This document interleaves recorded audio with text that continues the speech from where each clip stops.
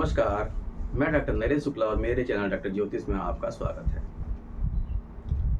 आज जो है हम लोग जो गोचर होने जा रहा है, गुरु का गोचर, बृहस्पति देव का गोचर 14 मई को, उसके विषय में थोड़ी चर्चा करेंगे।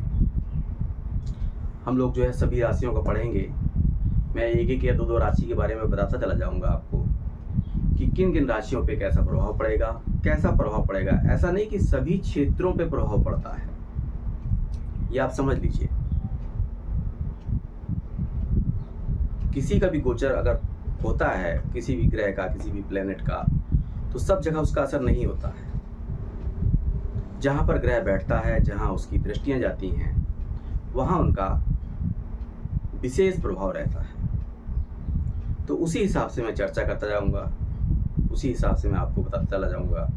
और कैसे वो देखा जाता है वो तो खैर आपको पता होगा, कितने वीडियो आपने देख चुके हैं।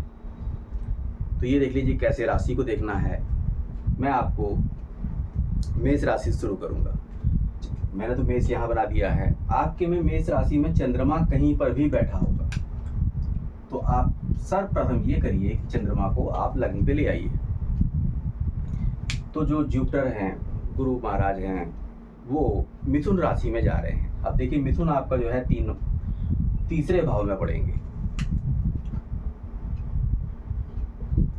जिनका मेष राशि है, मेष राशि आपके में हो सकता है यहाँ हो, 7वें में हो, 6ठे में हो, 5वें में हो, तो उसको करिए क्या, वहाँ चंद्रमा बैठा होगा। जहाँ चंद्रमा होगा वही आपकी राशि है, तो उसको लग्न में ले आइए। अब हमको पता है कि जो गुरु का गोचर है वो मिथुन में होने जा रहा है, यानी 3 नंबर में होने जा रहा है।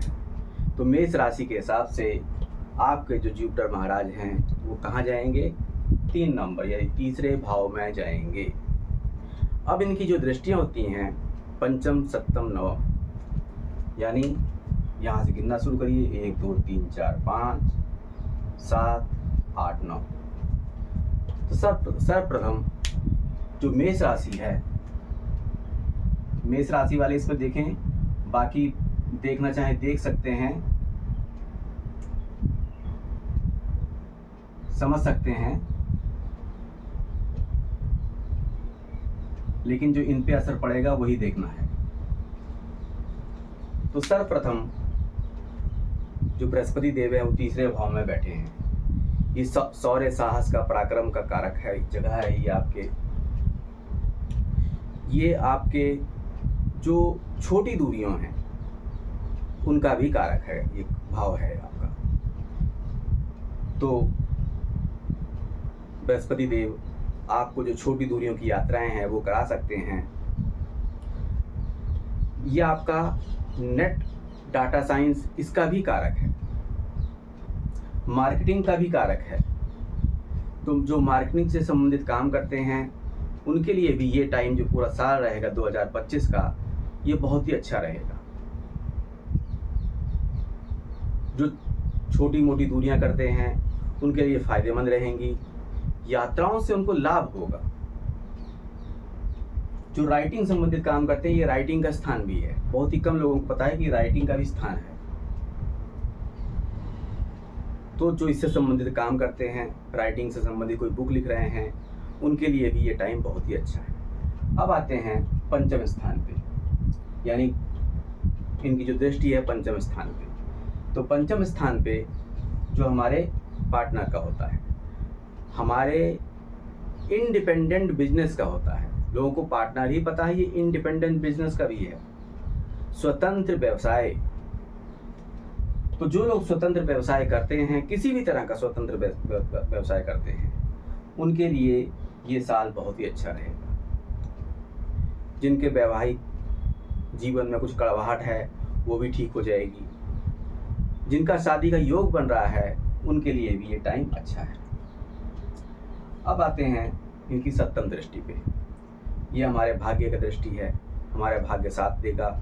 जिनके में मेष राशि वालों में गुरु तीसरे भाव में बैठे हैं, ये भाग्य और लक का स्थान होता है। लंबी दूरियों का, जो विदेश जाना चाहते हैं उनके लिए 14 मई से बाद का जो टाइम है वो बहुत ही अच्छा है, अनुकूल है। यही स्थान आपका ट्रेनिंग का भी होता है। तो जो लोग किसी ट्रेनिंग में जुड़े हैं या ट्रेनिंग का कार्य करते हैं, उनके लिए भी ये टाइम जो है बहुत ही अच्छा रहेगा। अब आते हैं इनकी नवम दृष्टि पे, जो हमारे 11वें स्थान पे पड़ती है। ये आपके गेन का स्थान है, आपके दोस्तों का स्थान है, आपके मित्रों का स्थान है, और जो भी एनजीओ वगैरह चलाते हैं उससे भी संबंधित ये है। तो जो लोग एनजीओ का वर्क कर रहे हैं या करने जा रहे हैं, उनके लिए ये टाइम बहुत ही अच्छा रहा। अब इसी के साथ आते हैं हम लोग वृषभ राशि के बारे में। एक राशि मैंने पढ़ा दी आपको, अब हम इसी को चेंज करेंगे, थोड़ा सा बदलाव करेंगे और देखेंगे कि वृषभ राशि में कैसे होगा।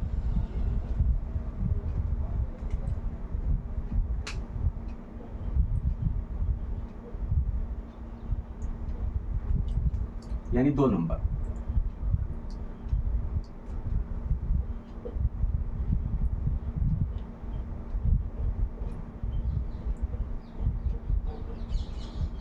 यानी अब जो है गुरुदेव आपके कहां पर, सेकंड भाव में बैठ गए। सेकंड भाव का होता है परिवार का होता है,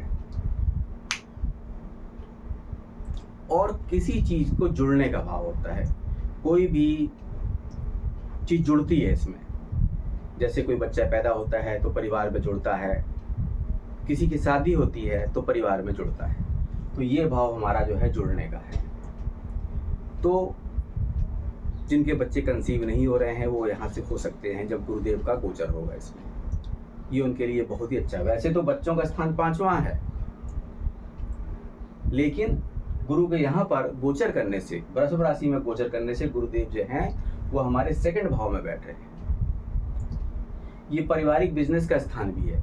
तो जो परिवार के बिजनेस में, वो मैंने इंडिपेंडेंट बिजनेस बताया था, ये पारिवारिक बिजनेस है। तो जो परिवार के बिजनेस में जुड़े हुए हैं उनके लिए भी ये अच्छा टाइम रहेगा।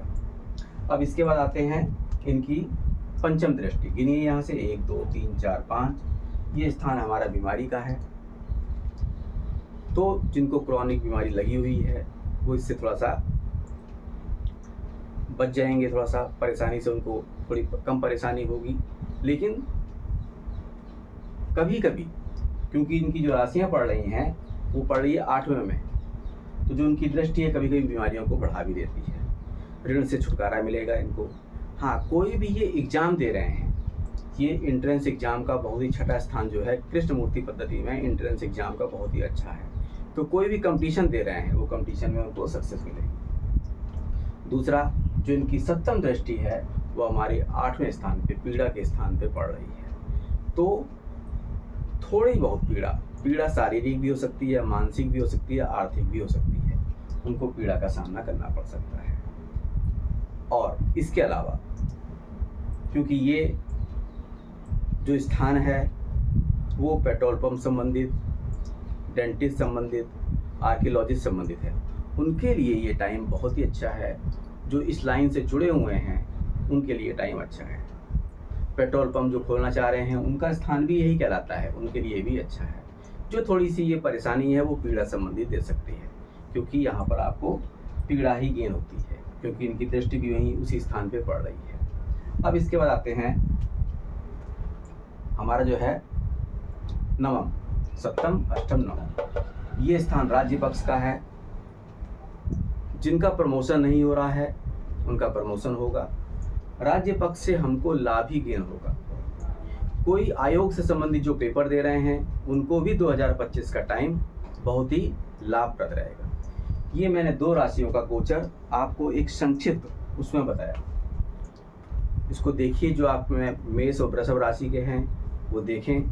इसके बाद मैं आगे की 2 राशियां आपको और बताऊंगा। तो मैंने बता दिया कि किस हिसाब से करना है।